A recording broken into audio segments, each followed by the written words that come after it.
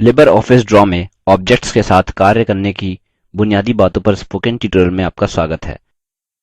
इस ट्यूटोरियल में आप सीखेंगे कि कैसे ऑब्जेक्ट्स को कट, कॉपी, पेस्ट करें, हैंडल्स का इस्तेमाल करके ऑब्जेक्ट्स का गतिशीलता से आकार बदलें, ऑब्जेक्ट्स को व्यवस्थित करें, ऑब्जेक्ट्स को समूहीकृत और असमूहीकृत करें, समूह में प्रत्येक ऑब्जेक्ट का संपादन करें, एक समूह के अंदर ऑब्जेक्ट्स को स्थानांतरित करें। यहाँ हम उबंटू लिनक्स वर्जन 1004 और लिबर ऑफिस सूट वर्जन 334 का इस्तेमाल कर रहे हैं।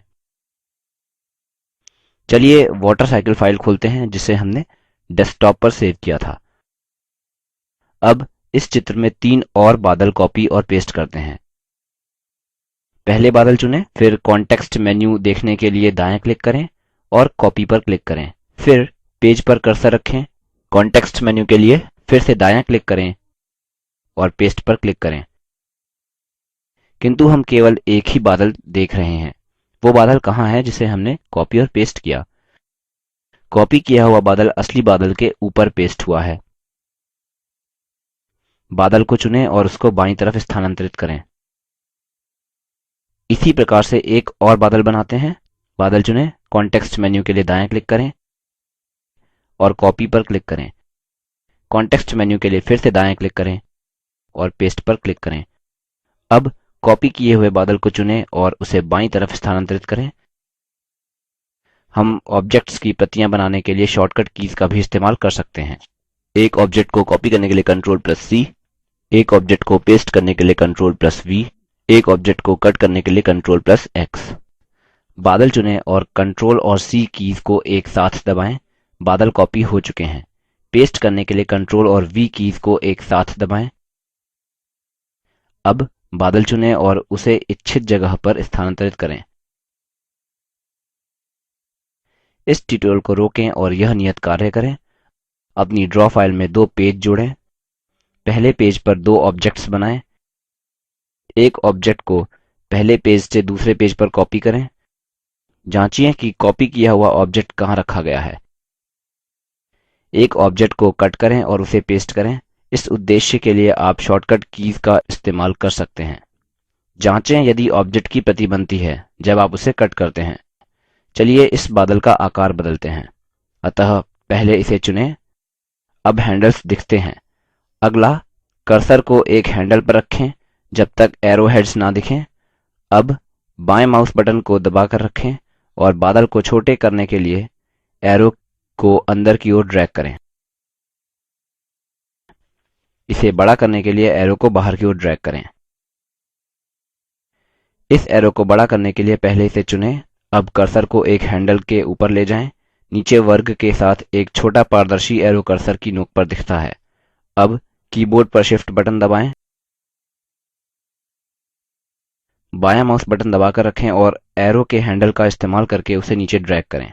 ऑब्जेक्ट का आकार बदलने के लिए यह काफी सरल है यदि आप शिफ्ट बटन दबाते हैं, है ना?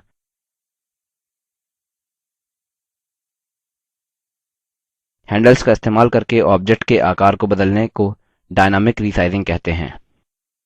इसका मतलब है कि हम वास्तविक माप का इस्तेमाल नहीं कर रहे हैं। ऑब्जेक्ट्स का वास्तव में साइज बदलना हम आगे के ट्यूटोरियल्स में सीखेंगे। इसी प्रकार से इस आयत की चौड़ाई बढ़ाते हैं। आयत चुनें, कीबोर्ड पर शिफ्ट बटन दबाएं और इसे ऊपर ड्रैग करें। ड्रॉ विंडो के नीचे स्टेटस बार पर देखें। ध्यान दें कि जब आप आयत का फिर से आकार बदलते हैं, विस्तार बदल जाता है। स्टेटस बार स्थान में और विस्तार में बदलाव को प्रदर्शित करता है। अब बादलों और सूर्य को जैसा यहाँ दिख रहा है वैसा व्यवस्थित करते हैं। बादलों को पहचानने के लिए उन्हें बायीं से दायीं तरफ नंबर देते हैं।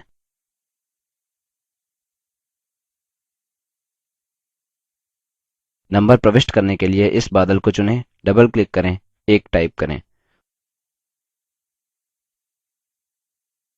उसी प्रकार से अन्य बादलों को भी नंबर दें। अब बादल 4 चुनें और इसे सूर्य के ऊपर रखें।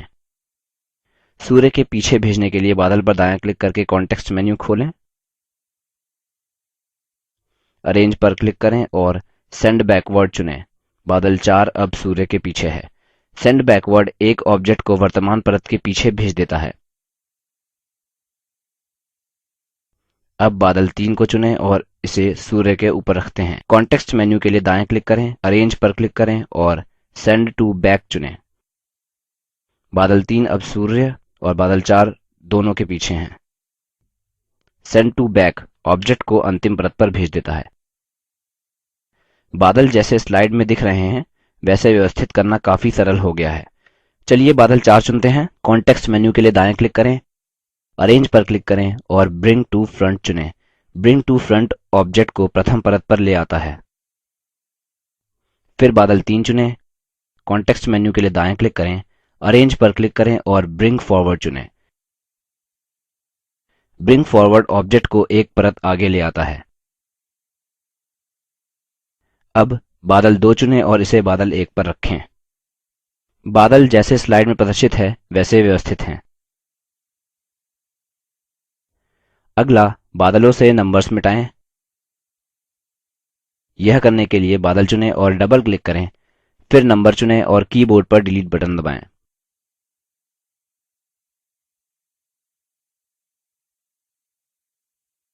इस नियत कार्य के लिए यहाँ ट्यूटोरियल रोकें, एक वृत्त, एक वर्ग और एक सितारा बनाएं और उन्हें जैसा नीचे प्रदर्शित है वैसे व्यवस्थित करें। प्रत्येक ऑब्जेक्ट चुनें और अरेंज मेन्यू से प्रत्येक ऑप्शन को लागू करें। देखें कि प्रत्येक ऑप्शन के लिए आकृतियों की व्यवस्था कैसे बदलती है। अब जैसा इस स्लाइड में प्रदर्शित है वैसे ऑब्जेक्ट रखें और ब्रिंग टू फ्रंट और सेंड टू बैक ऑप्शन को चेक करें। अगला जल चक्र आकृति में जैसे इस स्लाइड में प्रदर्शित है वैसे पेड़ जोड़ें। हम एल ब्लॉक एरो और एक एक्सप्लोजन का इस्तेमाल करके एक पेड़ बनाएंगे। इंसर्ट और फिर स्लाइड पर क्लिक करके इस ड्रॉ में एक नया पेज जोड़ें। यह हमारी फाइल में एक नया पेज जोड़ेगा। पेड़ का तना बनाने के लिए ड्राइंग टूलबार से ब्लॉक एरोज चुनें। उपलब्ध आकारों को देखने के लिए छोटे काले त्रिकोण पर क्लिक करें और स्प्लिट एरो चुनें। कर्सर को पेज पर रखें, बाएं माउस बटन को दबाकर रखें और नीचे और किनारे की ओर ड्रैग करें। आपने 2 शाखाओं के साथ पेड़ का तना बना लिया है। चलिए शाखा में पत्तियां जोड़ें। ड्राइंग टूलबार से स्टार्स चुनें, फिर छोटे काले त्रिकोण पर क्लिक करें और एक्सप्लोजन चुनें। अब ड्रॉ पेज पर जाएं, कर्सर को एरो के बाएं कोने पर रखें, आकृति बनाने के लिए बायां माउस बटन दबाकर रखें और बाईं ओर ड्रैग करें। अतः हमने पेड़ में पत्ते जोड़ दिए हैं। हम इस आकृति को पेड़ की दाईं शाखा में भी कॉपी करेंगे। आकृति चुनें। कॉपी करने के लिए कीबोर्ड पर Ctrl+C कीज दबाएं। पेस्ट करने के लिए Ctrl+V दबाएं। हम आकृति को पेड़ की दाईं शाखा की ओर स्थानांतरित करेंगे। हमने एक पेड़ बना लिया है। अब ट्री चुनें और इसे नीचे स्थानांतरित करें। केवल पेड़ का तना नीचे जाता है, पत्ते नहीं। यहाँ पेड़ का तना और 2 पत्ते भिन्न ऑब्जेक्ट्स की तरह संसाधित हो रहे हैं। पेड़ के तने को वापस जहाँ था वहाँ स्थानांतरित करते हैं। सीखते हैं कि पेड़ के तने को और 2 पत्तों को एक खंड में इकट्ठा कैसे करें। समूह में कोई भी बदलाव उस समूह के अंदर सभी ऑब्जेक्ट्स पर लागू हो जाएंगे। पहले पेज पर क्लिक करें जिससे कि कोई भी ऑब्जेक्ट्स चुनित ना हो। फिर ड्राइंग टूलबार से सिलेक्ट पर क्लिक करें, कर्सर को पेज पर ले जाएं और पेज पर क्लिक करें। अब बायां माउस बटन दबाकर रखें और ड्रैग करें जिससे कि सभी ऑब्जेक्ट्स चुनित हो जाएं। आप एक डॉटेड आयत देखेंगे। सुनिश्चित कर लें कि पेड़ के सभी ऑब्जेक्ट्स इस आयत के अंदर चुनित हों। वैकल्पिक रूप से आप शिफ्ट की दबाकर और फिर प्रत्येक ऑब्जेक्ट पर क्लिक करके 2 या अधिक ऑब्जेक्ट्स चुन सकते हैं। कॉन्टेक्स्ट मेन्यू के लिए दायां क्लिक करें और ग्रुप चुनें। अब पेड़ के किसी भी ऑब्जेक्ट पर क्लिक करें। हैंडल्स प्रदर्शित होते हैं जैसे कि वह एक ऑब्जेक्ट के भाग हों। यह ऑब्जेक्ट्स अब एक खंड की तरह संसाधित होते हैं। इन्हें अलग ऑब्जेक्ट्स की तरह असमूहीकृत करने के लिए पेड़ को चुनें, दायां क्लिक करें और अनग्रुप चुनें। ऑब्जेक्ट्स अब असमूहीकृत हो गए हैं और 3 अलग ऑब्जेक्ट्स की तरह संसाधित होते हैं। उन्हें फिर से इकट्ठा करें। शिफ्ट की दबाएं और एक के बाद एक ऑब्जेक्ट चुनें। दायाँ क्लिक करें और ग्रुप चुनें। पेड़ को अपने मुख्य ड्राइंग पेज पर कॉपी करें। अतः कॉपी करने के लिए Ctrl और C, पेज पर क्लिक करें और पेस्ट करने के लिए Ctrl और V। अब मान लें कि समूह में हम एक अकेले ऑब्जेक्ट का संपादन करना चाहते हैं, तो हम क्या करेंगे। मैं ऑब्जेक्ट्स का असमूहीकरण और फिर से समूहीकरण किए बिना इसे करने का एक सरल तरीका दिखाता हूँ। ग्रुप चुनें और कॉन्टेक्स्ट मेन्यू के लिए दायाँ क्लिक करें, एंटर ग्रुप चुनें। ध्यान दें कि समूह के बाहर सभी ऑब्जेक्ट्स निर्योग्य हो गए हैं। केवल समूह के अंदर के ऑब्जेक्ट का संपादन कर सकते हैं। उदाहरणस्वरूप पेड़ के दाईं तरफ के पत्ते को चुनें और इसका आकार कम करें। अन्डू करने के लिए Ctrl+Z दबाएं और आगे बढ़ें। अब हमें पेड़ का आकार कम करना होगा जिससे कि यह जल चक्र ड्राइंग में बैठ जाए। अतः हमें समूह के एडिट मोड से बाहर आना होगा। समूह से बाहर आने के लिए पेज पर कर्सर रखें, दायाँ क्लिक करें और एग्जिट ग्रुप चुनें। हम अब समूह के एडिट मोड से बाहर हैं। पेड़ चुनें और कर्सर को नीचे दाएँ हैंडल पर ले जाएं। कर्सर आकार बदलने से एरो में परिवर्तित हो जाता है। एरो को अंदर की ओर ड्रैग करें और हमने पूरे पेड़ का आकार कम कर लिया है। इस चित्र में 3 और पेड़ जोड़ें। पेड़ चुनें और कॉपी करने के लिए Ctrl और C और पेस्ट करने के लिए 3 बार Ctrl और V। यह पेड़ की 3 पत्तियां बना देगा। अब हम इन्हें इच्छित स्थान पर स्थानांतरित करेंगे। इस कार्य को सभी पेड़ों के लिए दोहराएं। अब ध्यान रहे कि प्रत्येक पेड़ 3 ऑब्जेक्ट्स से बना है। प्रत्येक पेड़ भी खुद से समूह बनाते हैं। हमने ऑब्जेक्ट्स का समूह बना लिया है। ड्राइंग में अब पानी तत्व जोड़ते हैं। पानी का प्रभाव देने के लिए हम आयत के आगे एक त्रिकोण जोड़ेंगे और फिर एक वक्र जोड़ेंगे।